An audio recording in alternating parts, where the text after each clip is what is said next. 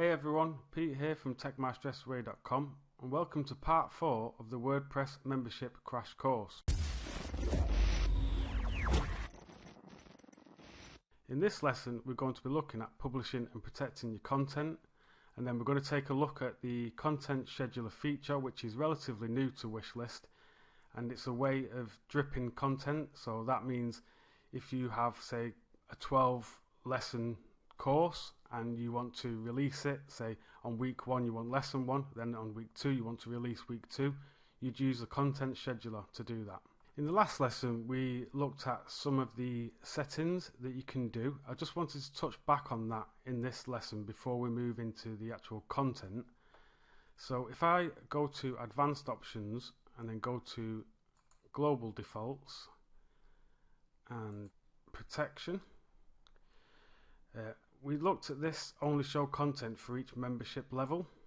Now I just want to show you what that does. So if I go to pages, I've done a bit of prep and I've added some pages that's going to be needed for the members. So we've got the join page, which is basically sales talk by my course. So this is your sales page if you like.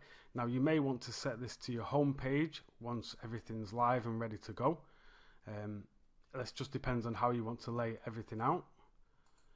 We've got a lessons page, so this could be a page where there's maybe like graphics to each lesson. So this is a way of navigating around the lessons. We can see here it's actually added. I've added the pages widget, which is a WordPress standard widget, and we can see all the lessons, all the pages.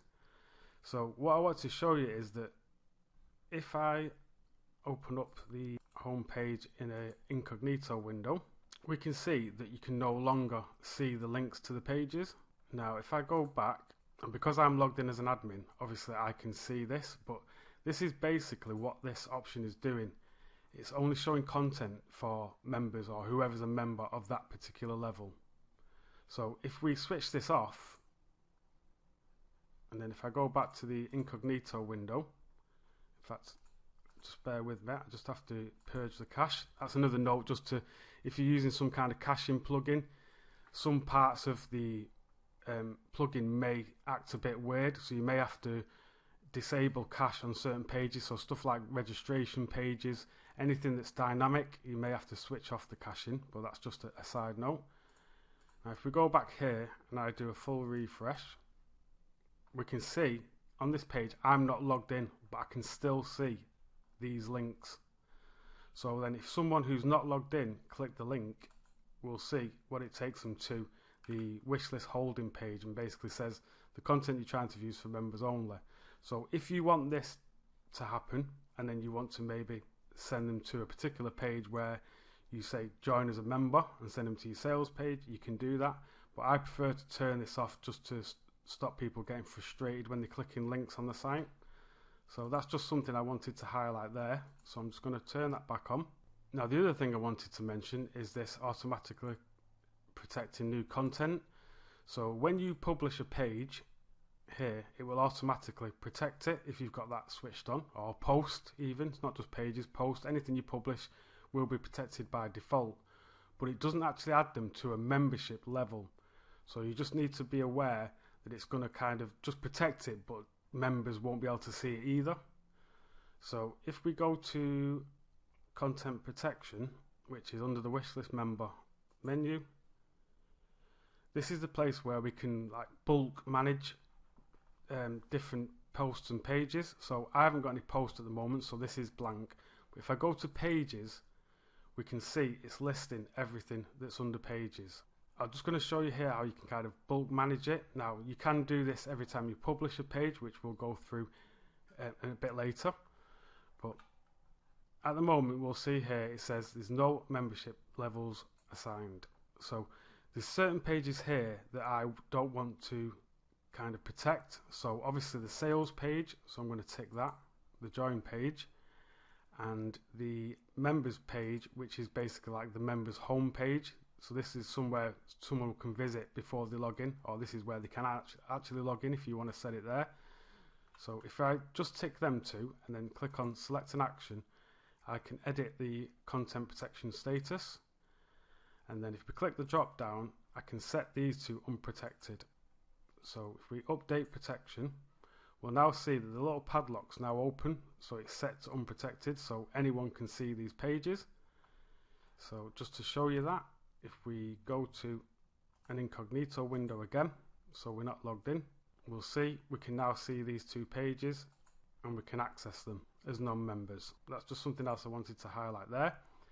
Now, to add pages to a membership level, we can do the same thing, but if we just take the ones that are padlocked, so this one is the lessons like central page, so obviously you need to be logged in to be able to see that. This is a logged in page, so after they log in, this is where they're taken. And this is a registered page that I set up, so when I said to you, you can have a page where when they first register, you can kind of welcome them, or it's just like a one-time only page. So I've also set that up as well.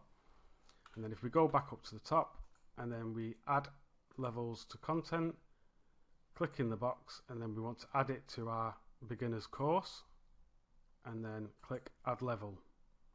So now we can see we've got our membership level to these pages. So this is just a way you can bulk manage everything. Now if we go back to the actual pages, what I'm going to do is I'm going to add a new page. So this is going to be our lesson 1. So what I'll do is I'll set up 3 lessons just to kind of show you how you can add content and then protect it. So if I just type in lesson 1, content here, obviously this is only holding content. You'll add your actual content just like you would with normal WordPress pages. And then if we see down here, we've got this wish list protection and access.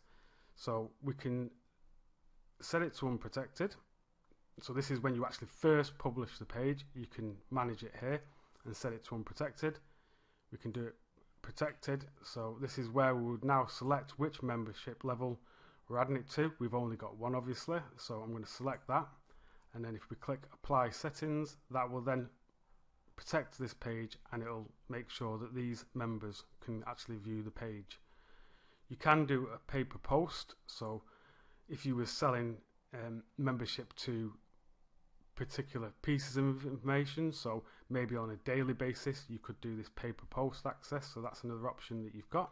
Now I'm just going to go back and I'm going to add, in fact actually I need to publish the page first.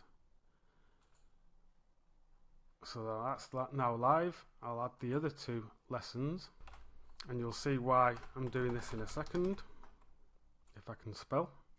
Now we want protection and access, we want to protect it, and we want to add the membership level, apply, and then we can publish this. And same again for lesson 3. So again, this just depending on how many lessons you have, this is how you would set them up. We want to keep it protected, and we want to add it to a membership level, apply settings to save this section, and then publish to make it live on the site. Okay, so as I mentioned previously, I want to make this so it's a content drip. So basically I want to make these lessons available on a time basis. So if we go to content control, I think it is, like I said, this is a new option in WishList. Before, when you wanted to drip content, you had to create membership levels for each level that you wanted to basically release. So you had to do like lesson 1 would have to be a membership level, lesson 2, etc. would all have to be membership levels, and then you'd move the person from one level to the next level. Now they've made this a lot more simpler. If we just enable this content scheduler, and what you can do here in settings, you can redirect people that don't have access to this content. Now obviously, like I said before, we want to hide links so people can't access it anyway. So this is just a note that you can set certain pages or a message or a URL in this section here. Now like I said, I don't use that. I want to hide the content, so I don't need to worry about that. But what you can also do is there is a content archiver. So let's say that you had content that you wanted to hide after a certain amount of time. So say it was only available for a month or something like that. You could use content archiver to hide that content after a certain period of time. Now you've also got the content manager. Now this means that you can manage content so it can be deleted, it can be moved. If it's a post, it can be moved to a different category or reposted on a different date. So this just gives you a bit more control on the actual content. Now again, it'll just depend on what type of membership you've got. This isn't something I particularly use myself either, so I'm just going to cover this content scheduler. And something I did forget to mention, when you do these options, it does automatically save. You may have seen the pop-up that comes up. You don't have to click a save button on these kind of things. It does automatically save.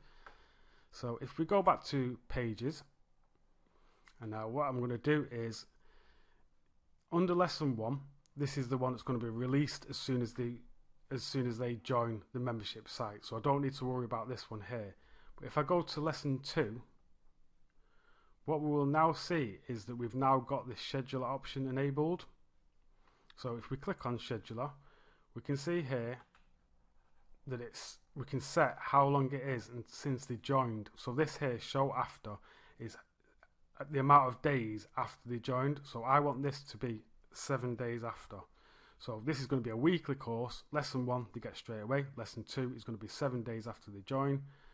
So if I click save schedule, that will save it. Now if you only wanted to show it for a certain amount of days, you could enter some days here. That's totally up to you. But I'm just going to release this after 7 days. And I save schedule. And then update. And then if we go to lesson 3 and click edit, again we've got the schedule option.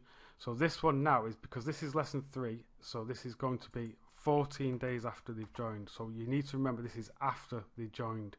So obviously if you've got quite a lot of lessons, you're going to have to work out how many days it is since they joined. But like I said, this is going to be a weekly course, so I'm doing it every 7 days basically. Now I'd prefer if you could do this and change this to like maybe the months. Now I don't know if that's something that WishList have got in mind, whether it's been requested, but ideally I think you should be able to change what period of time here as well, but that's just me. So I'm going to save schedule, and then I'm going to update. That's basically the dripping content option. So that's it for this lesson. In the next lesson we're going to be looking at integrations, and I'm going to show you how to integrate a payment processor like Stripe. Thanks for watching.